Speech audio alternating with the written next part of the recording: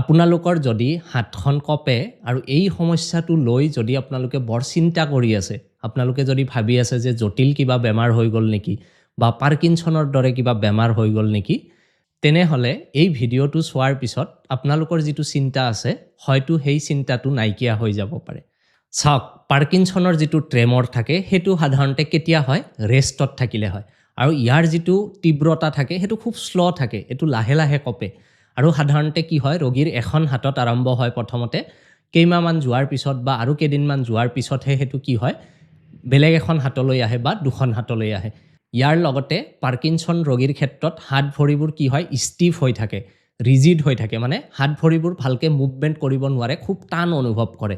তাৰ লগতে ৰোগীৰ কি হয়, ব্ৰেডি কাইনেচিয়া থাকে। সাধাৰণ ভাষাত ক'বলৈ গ'লে আমি যে এনেকৈ হাতখন লৰচৰ কৰিছোঁ, আমি যিটো স্পীডত কৰিব পাৰি আছোঁ, এজন পাৰ্কিনছন ৰোগীয়ে ইমান স্পীডত এনেকৈ হাত ভৰিবোৰ কি কৰিব নোৱাৰে, মুভমেণ্ট কৰিব নোৱাৰে, বা এই মুভমেণ্টটো মচনটো কি হয়, শ্ল' হৈ যায়। ইয়াক মেডিকেলি ব্ৰেডি কাইনেচিয়া বুলি কোৱা হয়।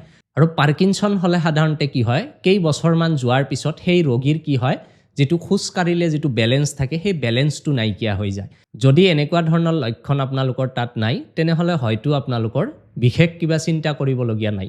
বহুত সাধাৰণ কিছুমান কাৰণতো কি হ'ব পাৰে, হাতৰ এনেকুৱা ধৰণৰ ট্ৰেমৰ হ'ব পাৰে বা কম্পন হ'ব পাৰে। যেনে আপোনালোকৰ যদি ষ্ট্ৰেছ থাকে, এনজাইটি থাকে, সেইটো ক্ষেত্ৰত হ'ব পাৰে। আপোনালোকৰ যদি টোপনি ভাল নহয়, আপোনালোকে যদি খুব বেছিকৈ কফি খায় বা নিকটিন থকা দ্ৰব্যবোৰ লয়, বা আপোনালোকে যদি কেতিয়াবা ফেটিক অনুভৱ কৰে বা ভাগৰুৱা হৈ থাকে, আপোনালোকৰ যদি থাইৰয়ড হৰমনটো বেছি থাকে, বা আপোনালোকে যদি হঠাতে কেতিয়াবা খুব বেছি এক্সাৰচাইজ কৰি দিয়ে বা শাৰীৰিক পৰিশ্ৰম কৰি দিয়ে, আপোনালোকে যদি কিছুমান মানসিক ৰোগৰ কাৰণে বা টোপনিৰ কাৰণে মেডিচিন লৈ থাকে, সেইটো সময়তো হ'ব পাৰে।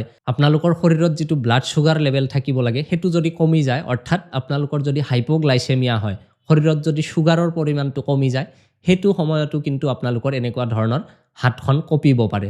আপোনালোকৰ শৰীৰত যদি কেলছিয়াম আৰু মেগনেছিয়ামৰ মাত্ৰাটো কমি যায়, তেতিয়াও হাত কঁপিব পাৰে।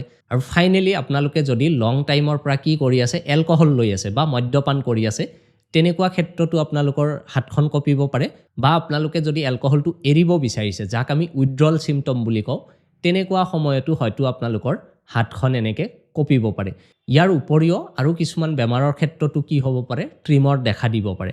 আশা কৰোঁ আপোনালোকে এতিয়া নিজে উলিয়াই ল'ব পাৰিব যে আপোনাৰ ক্ষেত্ৰত ভয় কৰিবলগীয়া কিবা আছে নেকি। যদি আছে, আপোনালোকে ইমিডিয়েটলি গৈ এজন ডক্টৰৰ সৈতে পৰামৰ্শ কৰি তাৰ কাৰণে চিকিৎসা আৰম্ভ কৰক। আৰু সাধাৰণ কাৰণত দেখা দিয়া যিটো ট্ৰিমৰ হয়, এইটো আমি দুটা খুব এফেক্টিভ হোমিঅ'পেথিক মেডিচিনৰ দ্বাৰা কণ্ট্ৰল কৰিব পাৰোঁ। প্ৰথম মেডিচিনটো হৈছে আপোনালোকৰ জিলছেমিয়াম 30 আৰু ছেকেণ্ড মেডিচিনটো হৈছে কেলিফছ 6X টেবলেট। এই মেডিচিন দুটাৰ ড'জটো ৰোগীৰ যিটো চিম্পটমছ আছে বা লক্ষণ আছে তাৰ ওপৰত ভিত্তি কৰি, ৰোগীৰ কনষ্টিটিউশ্যন কেনেকুৱা বা ৰোগীৰ শাৰীৰিক গঠন কেনেকুৱা, এইবোৰৰ ওপৰত ভিত্তি কৰি ইয়াৰ ড'জটো বনোৱা হয়। সেইকাৰণে আপোনালোকে মেডিচিন দুটা আপোনালোকৰ ওচৰত থকা যিকোনো এজন কোৱালিফাইড BHMS ডক্টৰৰ চেম্বাৰত যাব, ডক্টৰৰ সৈতে পৰামৰ্শ কৰিব যে আপুনি এই মেডিচিন দুটা কেনেকৈ ল'ব পাৰে আৰু কিমান দিনৰ কাৰণে ল'ব পাৰে। আপোনালোকে তেখেতৰ এডভাইচ মতে মেডিচিন দুটা ব্যৱহাৰ কৰিব, নিশ্চিতভাৱে আপোনালোকৰ এই সমস্যাটো দূৰ হৈ যাব। মোৰ চেম্বাৰ ধুবুৰী জিলাৰ চাপৰ টাউনত। যদি চাপৰ টাউনলৈকে অহাটো আপোনালোকৰ কাৰণে সম্ভৱ হয়, তেনেহ'লে এই স্ক্ৰীনত দিয়া নম্বৰটোত হোৱাটছএপ কৰি আপোনালোকে এনেকুৱা ধৰণৰ চিকিৎসাৰ কাৰণে মোৰ চেম্বাৰটো আহিব পাৰে।